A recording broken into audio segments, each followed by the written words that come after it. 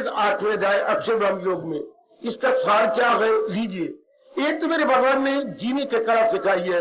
क्या कहा? मां मनुष्य युद्ध थे। एक बात ये विचार करने योग्य है, बार बार विचार करने योग्य। जिंदगी कैसे काटू, दिन कैसे काटू, जिंदगी तो बड़ी दूर की बात है।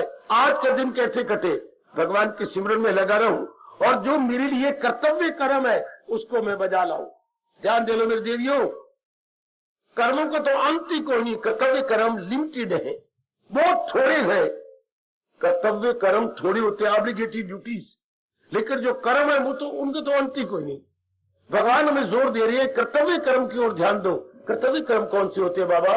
जिसके बिना शरीर और परिवार का निर्वाह बाकी समय हम अपने भगवान में लगाए।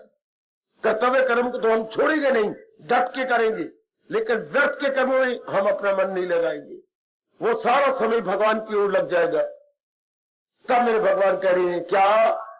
मां मनुष्य युद्ध थे, मुझे याद है अर्जुन, बाहर रंग कर लिए जा मेरा नाम। और जंग का मतलब जिंदगी की कष्ट में कष्ट में लगा रहो, चूंकि जीवन नाम कष्ट में कष्ट। या नोट कीजिए, जंग तो अर्जुन के लिए था ना, अब हमने तो व्यापक अर्थ लेने, सार्वभौमिक या इसके लेना इंडिकेटिव मीनिंग, मतलब कष्ट में कष्ट से है। जंग का मतलब जीवन संघर्ष का नाम है। जंग का मतलब होता है बच्चे, अगर व्यापक अर्थ लिए जाए तो जीवन संघर्ष का नाम है। जो संघर्ष से घबरा गया आत्महत्या कर लेगा, वो अपने जीवन को रख ही नहीं सकता।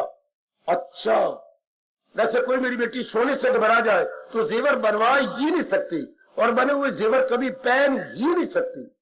अच्छा, क्योंकि आप सोने से घबरा गए और जेवर सोने के बिना हो नहीं सकते। अच्छा, जीवन संघर्ष का नाम है, संघर्ष के बिना जीवन हो ही नहीं सकता। कौन आत्महत्या करती है?